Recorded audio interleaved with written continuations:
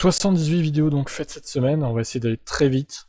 Mazie donc, j'ai reçu des menaces de mort, je venais parano dans la rue, j'avais peur qu'on m'attaque. Alors, la news de la semaine, Fernando Alonso signe chez Aston Martin contre toute attente incroyable. Il y a quelques heures à peine, Alpine croyait qu'Alonso resterait chez eux. Mike Rack et Stroll réagissent sur le recrutement d'Alonso et sont évidemment très contents. Hamilton, battre les deux Ferrari en Hongrie était inespéré. Alpine prise de court par l'annonce d'Alonso, réagit à son départ de l'équipe. Pas d'annonce sur le duo 2023 pour l'instant. Alonso a été étonné de la défense musclée en Hongrie de Ocon, son équipier. Un ménage va-t-il être fait chez Ferrari pendant la pause estivale? Eh bien il faudrait, oui. Horner, à quelques tours près, c'est en course que Verstappen aura eu son problème. Il a eu chaud, Max. Mercedes en net progrès par rapport au début de saison, une deuxième partie de saison gagnante. C'est Russell qui dit ça, il sait pas trop. Verstappen 80 points d'avance, c'est pas grand chose, ça aurait pu être 37 points s'il casse moteur, effectivement. Mais ce ne fut pas le cas du coup. Alonso, le mercenaire de la F1, au pire choix de carrière. C'est vrai que ses choix de carrière sont un peu douteux. On verra si c'est un bon choix avec Aston, évidemment. McLaren satisfait de terminer devant Alpine au Grand Prix de Hongrie. Ricardo favori pour remplacer Alonso chez Alpine. Mais un accord de non-divulgation l'empêchera de dire la vérité sur Abu Dhabi 2021. Ça, c'est abusé. Totalement abusé. Voici ce qui aurait convaincu Alonso de signer chez Aston Martin. Soft nowhere, Alonso m'a assuré qu'il n'avait rien signé dimanche soir après la Hongrie. C'est un menteur, ce Fernando. Soft nowhere reconnaît qu'Alpine pourrait bien perdre Piastri et prendre Ricardo par défaut. Mais ça, encore un choix de carrière douteux concernant Alonso. Horner, on a eu des discussions avec Vettel pour le recruter à la place de Perez. Horner ne veut pas accabler Perez à l'issue du Grand Prix de Hongrie. Alpine annonce avoir signé Oscar Piastri pour 2023 à la place d'Alonso, mais... Russell, espérons du changement à ce pas avec les directives de la FIA. On verra ça, pas sûr que ça change quelque chose. Horner, ça nous arrange que Ferrari fasse des erreurs. On voulait pas revivre la tension de 2021. Tu m'étonnes. Donc urgent, voilà. Piastri dément formellement avoir signé chez Alpine. Il veut aller chez McLaren. Il dit clairement qu'il n'ira pas chez Alpine en 2023. Donc ça, c'est incroyable. Hamilton, la piste n'était pas du tout humide malgré les apparences en fin de course en Hongrie. Verstappen, en tant que pilote, on ne contrôle pas ce que nos fans font de stupide. C'est sûr. Bon, les déclarations peuvent aider, quoi, on va dire. Sauf Noir, Piastri peut-être signer un contrat avec McLaren, mais on va se battre jusqu'au bout pour le garder. Ricardo veut terminer son contrat avec McLaren, mais va sûrement finir chez Alpine au final. Sauf Noir, donc c'était avant le drama Piastri, nous voulons le meilleur pilote absolu pour remplacer Alonso. Williams, donc ils ont annoncé un truc de merde, hein. Enfin, de merde. Albon, donc, qui reste pour 2023 et plus. Wolf, on n'est pas en F1 pour être les premiers des perdants. Donc voilà, Albon prolonge.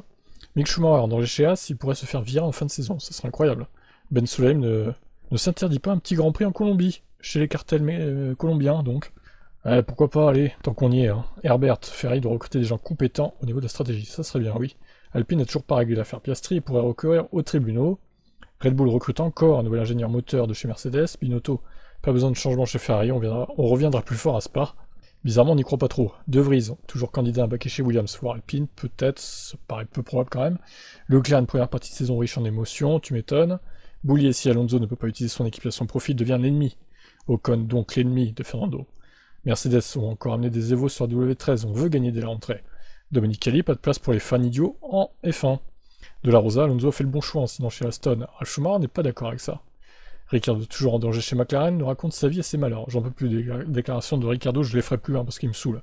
Domenicali est prêt à donner un poste dans le système F1 à Vettel s'il le souhaite, un petit CDI, ça ferait pas de mal pour Vettel, mais bon, est-ce qu'il a envie vraiment encore d'être dans ce monde? Safnauer, Alonso voulait rouler en WEC chez Alpine après sa carrière en F1. Chauvin raconte le vendredi compliqué de Mercedes en Hongrie. Ce site annonce la signature de Piastri chez McLaren pour 2023. Bon, au final, c'est pas officiel encore, hein. Calmons-nous. Weber confirme les pourparlers avec McLaren, ne veut pas en dire plus. Horner veut remettre Perez dans le droit chemin pour la deuxième partie de saison. Marco Vettel a eu raison de prendre sa retraite, il n'avait plus la motivation. Que vont faire les pilotes de F1 une fois à la retraite? Certains ont été interrogés. McLaren aurait annoncé à Ricardo qu'elle mettait fin à son contrat à l'issue de la saison 2022. Donc voici la réaction de Ricardo. Très surpris. Villeneuve désigne Ferrari, leur stratégie en Hongrie. Ils n'ont pas regardé la course ou quoi? Tu as raison Jacques, incroyable. On est d'accord avec Villeneuve pour une fois. Mercedes veut devenir l'équipe sportive la plus écolo du monde. La confiance va-t-elle être rompue entre Ferrari et ses deux pilotes? Oui, sûrement. Haas suspend les négociations avec Mick Schumacher dans l'attente du dénouement. Piastri, sûrement. Fittipaldi ne comprend pas le choix d'Alonso de signer chez Aston Martin. Le calendrier 2023 ne sera pas révélé avant octobre. Il va falloir patienter encore 2 mois. Perez rêve toujours de devenir champion du monde chez Red Bull. Ça n'arrivera pas, Sergio. J'espère que tu en es conscient. Un compromis a été trouvé concernant les bords des planchers, mais ça ne sera pas 25 mm. Je vous spoil, ça sera 15. Norris est heureux d'être là où il est et d'avoir signé à long terme avec McLaren. Ouais, McLaren et Norris, hein, c'est totalement compatible pour le coup. Combien de temps les équipes de F1 doivent fermer leurs usines pendant l'été? 14 jours. Wolf, on préférait avoir Audi ou Porsche en tant que 11e équipe plutôt qu'Andretti. Ça c'est fait. Wolf en 2024, 5 équipes joueront la victoire et un peu plus tard 8 équipes. Ouais, ça, j'y crois pas trop, hein. 8 équipes qui jouent la victoire, ça m'étonnerait. Hein. Massa, Leclerc ne doit pas exprimer sa frustration en public. Plus facile à dire qu'à faire. Safnauer l'affirme, Alonso ne battra pas Alpine avec une Aston Martin. Trop sûr de lui, Safnauer, incroyable. Ça va se retourner contre lui. Hein. Leclerc entre Verstappen et moi, ça pourrait être très bien dégénérer d'ici la fin de saison 2022. Villeneuve, Verstappen est une véritable machine qui n'a pas besoin de vacances. Ouais, il va pas cracher quand même sur des vacances, Max Jacques, quand même, là. Hein. C'est pas un robot non plus. Gasly a-t-il une clause de sortie qui pourrait potentiellement l'envoyer chez Alpine? Ça sera un incroyable coup de théâtre. Pour le coup, 2 Français chez Alpine, imaginez. Pourquoi pas.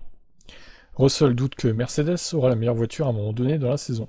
Mais écoute, Georges, ça, on n'est pas devin hein, pour le dire, donc qui sait, peut-être qu'ils l'auront, peut-être pas. Weber, Vettel et moi, on s'est réconcilié depuis un moment. Ça, c'est bien. Kovalainen, je n'aurais jamais dû rompre mon contrat avec Briatore en tant que manager. Bon écoute, Kova, si, clairement, hein, c'était la bonne chose à faire. Hein. Wolf, il ne devrait pas y avoir de miracle à Spa pour Mercedes, même avec les directives. Wolf, donc, il ne devrait pas y avoir de miracle à Spa pour Mercedes, même avec les directives.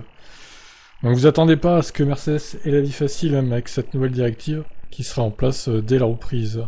Alors, Safnauer, on a bientôt fini là, pense que Esteban Ocon peut devenir le fer de lance d'Alpine, c'est-à-dire devenir finalement le pilote numéro 1 de l'équipe, en l'absence de Fernando Alonso. Alors qui va remplacer Alonso? Bon, bah, c'est toujours le même débat, hein. Piastri, Ricciardo, un autre pilote, on va savoir ça dans quelques semaines je pense.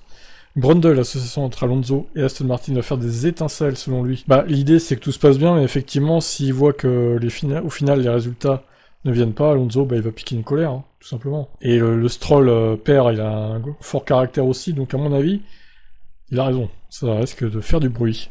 Et enfin, la longue news, la plus longue de la semaine je crois, un article énorme sur Safnauer qui vide son sac, qui critique Alonso, qui critique Piastri. Il a notamment dit que Piastri, bah, il manque de loyauté au final parce que chez Alpine, ils lui ont payé des millions et des millions d'euros d'essais privés, 3500 km quand même, il a effectué le jeune Piastri l'année dernière. Donc ils en ont gros sur la patate. Hein. Chez Alpine, là, ils sont très énervés par la situation. Ils veulent tout faire pour que Piastri pilote chez eux, mais au final, ce que lui veut, est-ce qu'il veut pas aller plutôt chez McLaren? Donc voilà, pour cette semaine, on se retrouvera évidemment demain pour la suite des événements. Est-ce qu'on aura la suite et fin donc du drama Piastri-Alpine? On verra bien. Pensez à vous abonner à mes autres chaînes, hein. Il y a Team Motorsport sur laquelle on fait des lives les week-ends de F1, on traite de l'actu du MotoGP, de l'IndyCar, de la Formule E, tout ça, tous les autres sports mécaniques, quoi, autres que la F1. Avec un peu de F1 avec les résumés tous les soirs de l'actu du jour aussi. Il y a ma chaîne sur les voitures électriques avec Tib Stories, la chaîne généraliste, un peu axée gaming aussi d'ailleurs. Et le Twitch sur lequel je diffuse la saison 2023 Enfin, 2023, oh là là. 2003 Non, j'ai pas encore vu la saison 2022, hein, et ni la 2023 d'ailleurs. La saison 2003, évidemment, que je vais commencer cette semaine-là qui arrive, à raison de 2 courses par jour, mais pas tous les jours non plus. Je vais voir comment je m'organise. Donc, pensez à vous abonner au Twitch, évidemment. Et à mon Twitter, effectivement, aussi, si vous voulez. Mais je poste pas beaucoup de trucs sur Twitter. Et le Instagram. Et le TikTok. Et aussi des pronos. Ça en fait des choses, hein. Bon, allez, sur ce, je vous laisse. Bonne fin de week-end à vous. Et vive la F1. Ciao, ciao.